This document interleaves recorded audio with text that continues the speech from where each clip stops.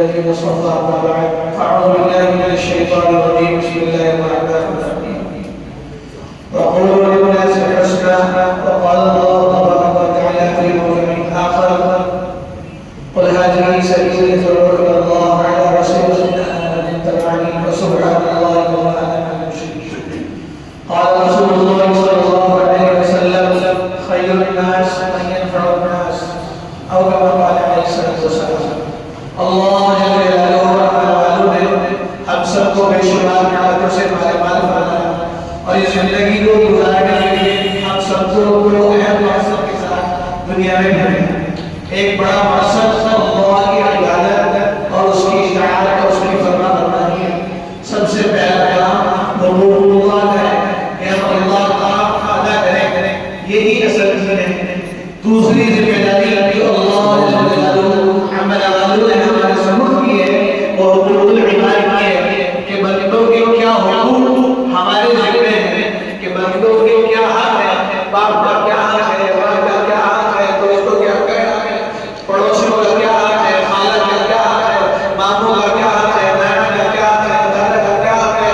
جتنے حقوق ہیں یہ سب اصلاحی رہنا ہے اور اسی کو ادا کرنے کے لیے اللہ نے دنیا میں بھیجا ہے.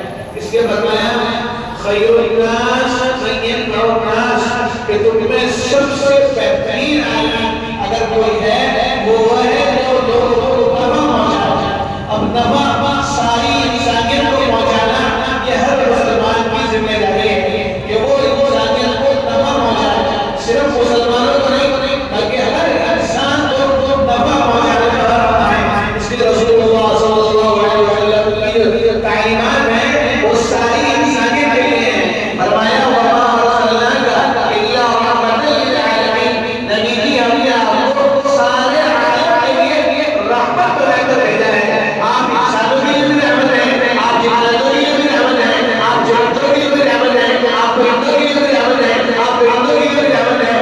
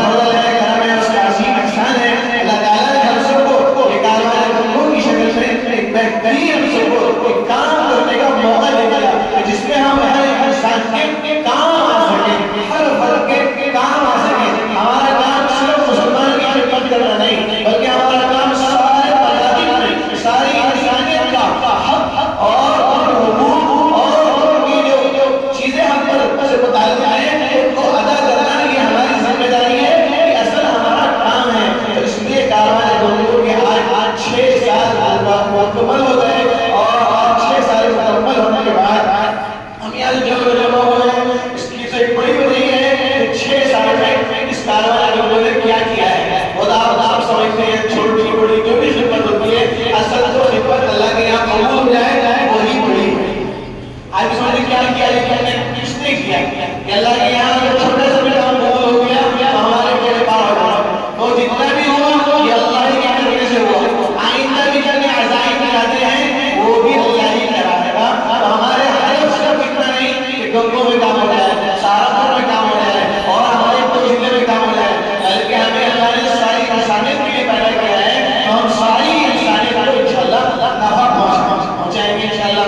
اللہ تعالیٰ ہمارے اس کاروان گفتگو کو بھی قبول فرمائے، اس کی خدمات کو قبول فرمائے اور اس کے 6 سال مکمل ہوئے اس کو ہم سب مبارکباد بھی پیش کرتے ہیں. اس میں جس طرح محنت کر کر کوشش کر کر یہاں تک پہنچے ہیں اللہ کا بھی اللہ ہی کا ہے وہی آسان فرمائیں گے تو آسان ہوتا چلا جائے گا. ہاں ضرورت اس بات کی ہے کہ ہم خیر کے کاموں میں ایک دوسرے کے مددگار بنیں. قرآن کہتا ہے تعاونوا علی البر والتقوی، نیکی کے کاموں میں تقوی کے کاموں میں ایک دوسرے کے مددگار بنیں. کوئی کام اکیلے نہیں ہو سکتا، جب سب مل کر کریں گے تو سب کے کام آسان ہو جائیں. ایک آدمی سے کچھ نہیں، اکیلا کچھ نہیں. جب آدمی کے ساتھ جماعت ہوتی ہے، ساتھی ہوتے ہیں تو بہت سارے کام مشکل سے مشکل آسان ہو جاتے ہیں. اس لیے سب سے کرو یاد کرو کہ انشاءاللہ ہم اس کاروان گفتگو میں چل کر اپنا گلے سے گلا ملا کر اس کا خوب ساتھ دیں. آج 6 سال ہو گئے ماشاءاللہ اور 2-3 سال میں ماشاءاللہ ہماری یہاں مجلس بھی چل رہی ہے. اس مجلس کی سارے خراجات وہ بھی ماشاءاللہ کاروان گفتگو ہی کے ذمہ ہیں. یہاں کا کھانا، آنے والے مہمانوں کو سنبھالنا، اس کے علاوہ جو بھی مہمان آتے رہتے ہیں وہ کاروان گفتگو ہی اس خدمت کو انجام دے رہا ہے ماشاءاللہ. ہر ہفتے کی مجلس کا کتنا خرچ ہوتا ہے وہ بھی کاروان گفتگو ہی کے ذمہ ہے. اور اس کے علاوہ جو مہمان بیچ میں آتے رہتے ہیں وہ بھی ماشاءاللہ کاروان گفتگو ہی ہو رہتا ہے. اپنی چیزوں کو اور بیماری ہونے کے ہم کسی نے بتا رہے ہیں بلکہ کام ہے جو ہو رہا ہے نہیں بتایا جائے گا تو اس کا اندازہ کیسے ہوگا. تو اسی کے لیے ماشاءاللہ ہمارے 5 جماعت صاحب آئے ہیں اپنے کلمات سے ہم سب کو اور اپنی مبارکباد پیش کرنے کے لیے گفتگو میں حاضر ہوئے. کاروان گفتگو کو جماعت سے چل کر آئے تاکہ کاروان گفتگو کو مبارکباد پیش